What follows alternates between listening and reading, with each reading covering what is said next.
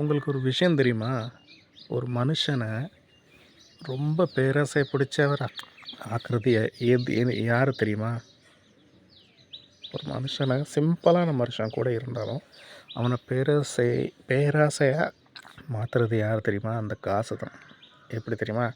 ஒரு மனுஷன் ரொம்ப குறைய சம்பாதிச்சுட்டு நல்லா சந்தோஷமா இருப்பான். அந்த காசை கொண்டு பேங்க்ல போடுவான்.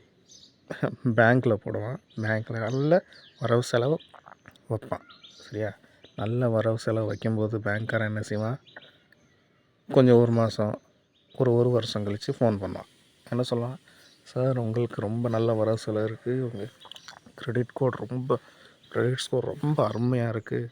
நீங்கள் லோனுக்கு வாங்கிக்கோங்க, நல்லா இருக்கும். உங்களுக்கு அப்படி இப்படி இப்படின்னு சொல்லிட்டு நம்மள்கிட்ட சொல்லுவான். நம்ம என்ன செய்வோம்? வேண்டாம் வேண்டாம், லோன் வேண்டாம், எனக்கு லோன்லாம் தேவையில்லை அப்படின்னு சொல்லிட்டு சும்மா இருப்போம். அதுக்கப்புறம் நம்ம லைஃப் ஸ்டைல் கொஞ்சம் கொஞ்சமாக மாறும். மனுஷனுக்கு பேராசை பிடிக்க ஆரம்பிக்கும். நம்மளுக்கு மாதம் 10,000 கிடச்சிட்டு இருந்த இடத்துல நம்மளுக்கு பேராசை வந்துடும். அந்த 10,000 20,000 நல்லா இருக்குமே, 20 30 ஆனால் நல்லா இருக்குமே. அதே மாதிரி நம்மளுக்கு 30 40 அப்படி கிடச்சிக்கிட்டே இருக்கும். அதுக்கப்புறம் இன்னும் பேராசை வரும். நம்மளுக்கு ஏதாச்சும் ஒரு ஆப்ஷன், எவனாச்சும் ஒருத்தன் ஏமாத்துக்கு வருவான். இங்கே இன்வெஸ்ட் பண்ணுங்கள், அங்கே இன்வெஸ்ட் பண்ணுங்கள், இல்லாட்டா நம்மளுக்கே நம்ம பிஸ்னஸ் பண்ணுறோம், அதை 4-5 இடத்துக்கு ஓப்பன் பண்ணி அப்படி இப்படி நினைப்போம். நம்ம மனசில் இன்னும் வரும், சரி, அவன் கார் வச்சுருக்கானே, அவன் பைக் வச்சுருக்கானே, அவன் வீடு வச்சுருக்கானே அப்படின்னு சொல்லிட்டு நம்ம மனசில் வரும்.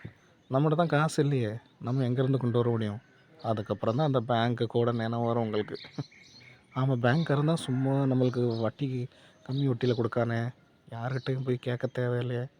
அட்ரா, வாங்கு கடத்தை வாங்கிட்டியா, வாங்கு காரை, வாங்கு வீடை, எல்லாம் போடு. நல்ல பிஸ்னஸ் நடந்துகிட்டு இருந்துச்சு.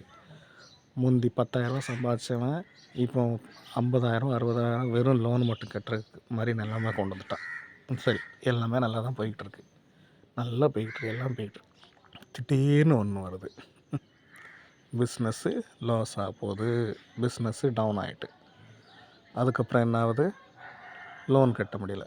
1 மாதம் நின்றுட்டான் பேங்க்காரன். 2 மாதம் பொறுத்துட்டான்.